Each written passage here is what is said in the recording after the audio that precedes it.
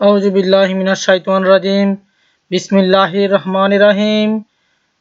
Feni district online school সুন্নত উচ্চ বিদ্যালয় অনলাইন ক্লাসে নবম দশম শ্রেণীর ব্যবসা শিক্ষা শাখার সকল শিক্ষার্থীকে জানাচ্ছি স্বাগতম, সুস্বাগতম। শিক্ষার্থী বন্ধুরা, তোমরা কেমন আছো? আশা করি নিশ্চয়ই ভালো আছো, বাড়িতে আছো, সুস্থ আছো। নবম শ্রেণীর শিক্ষার্থীরা, ইতিমধ্যে তোমাদের অ্যাসাইনমেন্ট দেওয়া হয়েছে, তোমরা অ্যাসাইনমেন্টের কাজ করতেছো। আর দশম শ্রেণীর শিক্ষার্থীরা, এখনো তোমাদের কোনো অ্যাসাইনমেন্ট অথবা তোমাদের নির্বাচনী পরীক্ষার কোনো ঘোষণা আসে নাই, তাই এখন আমাদের যে ধারাবাহিকভাবে অনলাইন ক্লাস চলবে। তো শিক্ষার্থী বন্ধুরা, আশা করি তোমরা বই খাতা নিয়ে প্রস্তুত। চলো এখন আমরা আমাদের মূল ক্লাসে যাই। আজকে ক্লাস হিসাব বিজ্ঞান, দ্বাদশ অধ্যায়, তোমরা সবাই জানো। আর ক্লাসে আছে আমি আনামুল হক, সহকারী শিক্ষক, সুন্নত উচ্চ বিদ্যালয়, ফেনী সদর, ফেনী। আজকে আমরা গত ক্লাসের ধারাবাহিকতা আলোচনা করব পারিবারিক আর্থিক বিবরণী প্রস্তুতকরণ। আমরা ইতিপূর্বে আর্থিক বিবরণীর তোমাদের পাঠ্য বইয়ে যে উদাহরণ 1 ছিল 1, তার আমরা প্রথম অংশটুকু করেছিলাম, প্রাপ্তি প্রদান হিসাব এবং আয় ব্যয় বিবরণী করেছিলাম। আজকে আমরা তার আর্থিক বিবরণী করব। শিক্ষার্থী বন্ধুরা, তোমরা তোমাদের পাঠ্য বইয়ে 204 পৃষ্ঠায় চলে যাও। উদাহরণ 1 এর আজকে আমরা দ্বিতীয় অংশটুকু করব, যা আর্থিক অবস্থার বিবরণী করব আমরা। তো শিক্ষার্থী বন্ধুরা, আর্থিক বিবরণী করতে হলে আমাদেরকে আগে কিছু কথা জানতে হবে। যেমন আজকে আমাদের এই প্রশ্ন ছিল, তোমাদেরকে বলি, প্রথমে ছিল আমাদের পারিবারিক তহবিল, কোনো কথা ছিল নাকি, ছিল যে আমাদের আর্থিক বিবরণী নির্ণয় করো। আর্থিক বিবরণী নির্ণয় করতে হলে আমাদেরকে জানতে হবে আর্থিক বিবরণীর দুইটা দিক, একটি হচ্ছে সম্পদের দিক, আর হচ্ছে দায়ের দিক। এখন আমরা দেখি সম্পদগুলো কি কি একটু আগে জেনে নেই। তোমরা দেখতে পাচ্ছ এখানে টাকা, নগদ টাকা, আর এই পাশে দেখো আমি কয়েকটি ব্যাংকের লোগো দেখিয়েছি, তার মানে হচ্ছে ব্যাংক এবং নগদ টাকা। নগদ তহবিল এবং ব্যাংকে জমাকৃত টাকা, এই দুটি হচ্ছে একটি পরিবারের সম্পদ। এরপর তোমরা পরের ছবিতে দেখতে পাচ্ছ একটা বাড়ি, সুন্দর একটা বাড়ি, বাড়ি একটি পারিবারিক সম্পদ। এরপরে দেখো কি, একটা টেলিভিশন, এটা একটা এটা কম্পিউটার, টেলিভিশন না, বাড়ি এবং কম্পিউটার, এটা কি একটা পারিবারিক সম্পদ, পরিবারের সম্পদ। এরপর দেখো গহনাপত্র, সুন্দর দেখতে পাচ্ছ, এটা স্বর্ণের গহনা, এই গহনাপত্র পারিবারিক সম্পদ। এখন দেখতে পাচ্ছ কি, এটা ডাইনিং টেবিল, এটা হচ্ছে কি পারিবারিক সম্পদ। আরো দেখো ফ্রিজ, টেলিভিশন, এগুলো হচ্ছে কি পারিবারিক সম্পদ। আরো দেখতে পাচ্ছি কি একটি আয়রন মেশিন, এগুলো কি পারিবারিক সম্পদ। এটা কি একটা ডিনার সেট। আর এই পাশে কিছু যে আমাদের রান্নার যে জিনিসপত্র, এগুলোকে আমরা একত্রে বলি কি বাসন কোসন বা তৈজসপত্র, এগুলো কি পারিবারিক সম্পদ। আরো দেখতে পাচ্ছি কি এটি একটি প্রিন্টার মেশিন। এরপরে দেখতে পাচ্ছি একটা ল্যাপটপ, এরপরে একটা গাড়ি, এরপর হচ্ছে আসবাবপত্র। তাহলে এতক্ষণ পর্যন্ত আমরা যেগুলো দেখলাম, আরো এরকম অন্যান্য আমাদের সম্পদ আছে, যেমন আছে বিনিয়োগ আছে, সঞ্চয়পত্র আছে, সেগুলো আমাদের সম্পদ। এখন দেখো এরপরে আমরা দেখি দায়গুলো একটু জেনে নিই। কি দায়টা কি, এটা কি দেখতে পাচ্ছি একটি ব্যাংক, ব্যাংক ব্যবস্থাপক আছেন, এই যে প্রথম উনি মনে করেন ব্যাংক ব্যবস্থাপক, আর ইনি হচ্ছেন পরিবার প্রধান।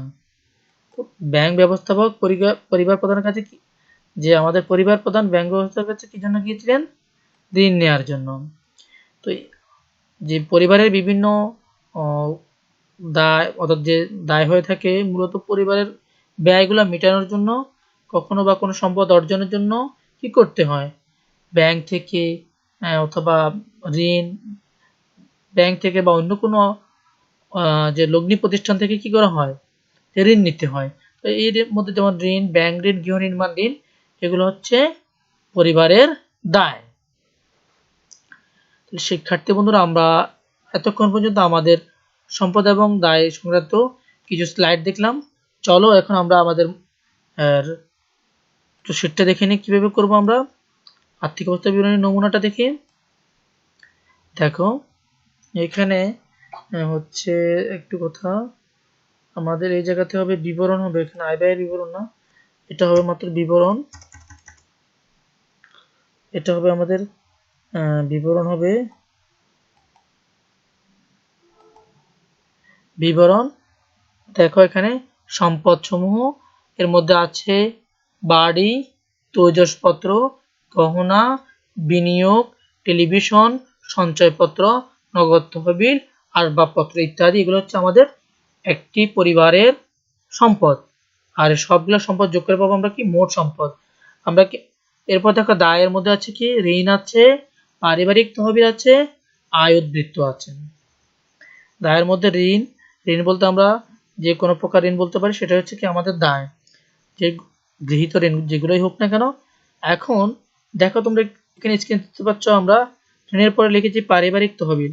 আজকে আমাদের যে উদাহরণটি দেওয়া আছে এখানে তারা যে কাজ করতে বলা হয়েছে, এখানে তারা আমাদের কিন্তু পারিবারিক তহবিল নির্ণয় করার জন্য বলা নাই, কিন্তু আমাদেরকে আর্থিক অবস্থার বিবরণী করতে হলে কি করতে হবে, পারিবারিক তহবিল নির্ণয় করতে হবে। এখন দেখো পারিবারিক তহবিল আমরা কিভাবে নির্ণয় করব সেটা একটু দেখি শিক্ষার্থী বন্ধুরা। দেখো তার আগে প্রশ্নটা একটু দেখে নিই আমরা। প্রশ্নটা যা ছিল, আমাদের প্রাপ্তি প্রদান হিসাব বা আয় ব্যয় বিবরণী এবং আর্থিক অবস্থার বিবরণী প্রস্তুত করো। ইতিপূর্বে আমরা প্রাপ্তি প্রদান হিসাব এবং আয় ব্যয় বিবরণী করেছি, আজকে করবো আমরা আর্থিক অবস্থার বিবরণী। এখন আর্থিক অবস্থার বিবরণী করতে গেলে এই পর্যায়ে যেটি করতে হবে সেটি হচ্ছে কি আমাদের পারিবারিক তহবিল। শিক্ষার্থী বন্ধুরা তোমরা স্ক্রিনে দেখতে পাচ্ছ পারিবারিক তহবিলের সূত্রটি, সবাই সূত্রটি ভালোভাবে মনে রাখবে। পারিবারিক তহবিল সমান প্রারম্ভিক সম্পদ বিয়োগ প্রারম্ভিক দায়। তাহলে আমরা এই প্রশ্নটার আলোকে এখন আমরা কি করব, প্রথমেই পারিবারিক তহবিল নির্ণয় করব। চলো শিক্ষার্থী বন্ধুরা দেখো আমরা পারিবারিক তহবিল নির্ণয় করি। পারিবারিক তহবিল সমান লেখা হয়েছে, যেটা আমাদের তোমরা দেখো পারিবারিক তহবিল সমান লেখা হয়েছে আমাদের প্রারম্ভিক সম্পদ বিয়োগ প্রারম্ভিক দায়। এখানে সম্পদটা দুইবার লেখা হয়ে গেছে, তোমরা স্ক্রিনে দেখতে পাচ্ছ প্রারম্ভিক সম্পদ বিয়োগ প্রারম্ভিক দায়। তো সম্পদের মধ্যে আছে আমার নগদ তহবিল আছে আর আসবাবপত্র আছে, কোনো দায় নেই, না থাকার কারণে এখানে শূন্য দিয়েছি স্যারে। এখন দেখো নগদ তহবিল 22,000 টাকা, আসবাবপত্র 1,68,000 টাকা, এই দুটো যোগ করে পাই আমরা কত, 1,90,000 টাকা। এটি হচ্ছে আমাদের পারিবারিক তহবিল। শিক্ষার্থী বন্ধুরা তোমরা এটা খাতায় তুলে নাও, পারিবারিক তহবিল। আশা করি তোমরা খাতায় তুলে নিয়েছ।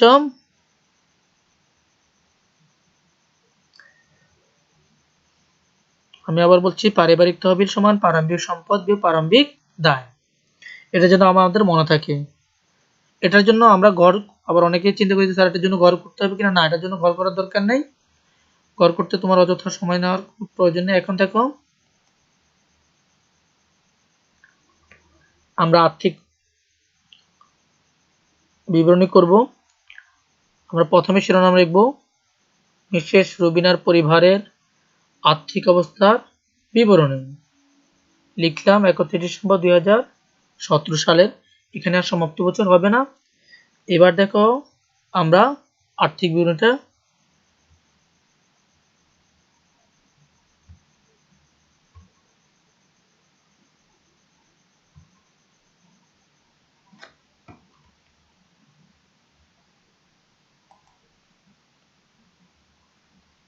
শিক্ষার্থী বন্ধুরা তোমরা এখন আর্থিক বিবরণীটা দেখো।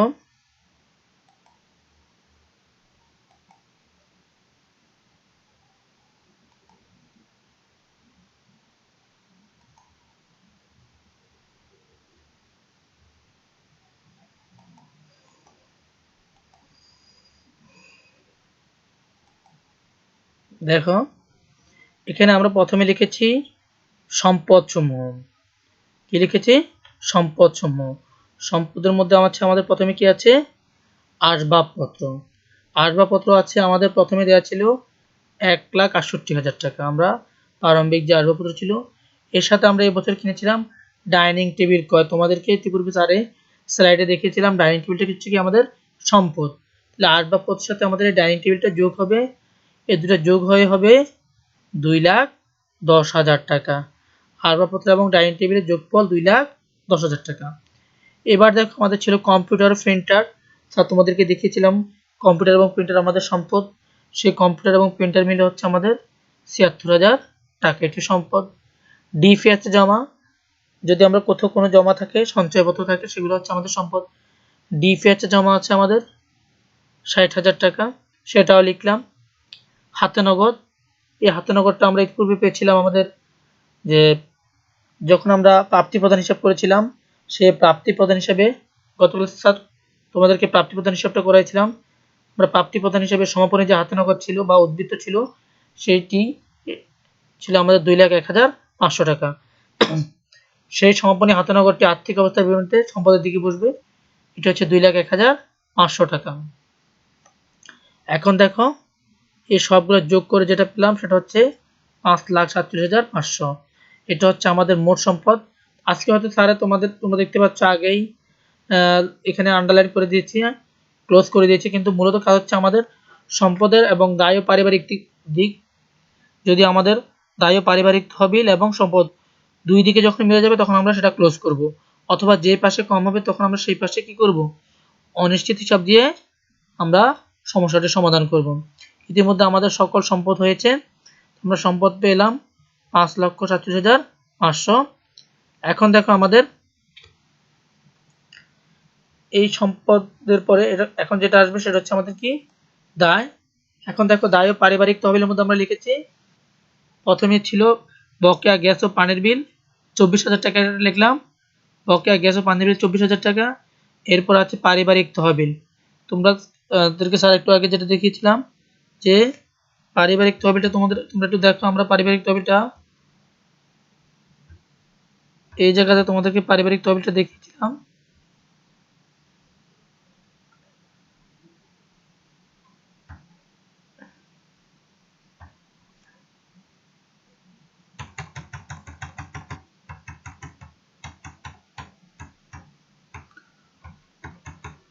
তোমাদেরকে দেখো পারিবারিক তহবিলটা আমি দেখাই আবার।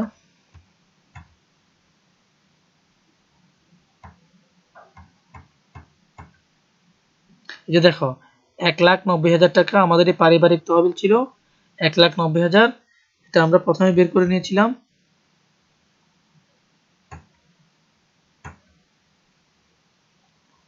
এখন আমরা সেই পারিবারিক তহবিল 1,90,000 টাকা লিখলাম। এই পারিবারিক তহবিলের সাথে আমাদের আয়তবৃত্ত, ইতিপূর্বে আমরা আয় ব্যয় বিবরণী করেছিলাম গত ক্লাসে, সেই পারিবারিক তহবিলের সাথে আমাদের আয়তবৃত্ত যোগ হলো, যোগ হওয়ার পরে যেটি হচ্ছে সেটি হলো 5,23,500 টাকা। দেখো তাহলে এখানে আমাদের বকেয়া গ্যাস ও পানির বিল 24,000 টাকা, আর আছে আমাদের পারিবারিক তহবিল এবং আয়তবৃত্ত 5,23,500 টাকা।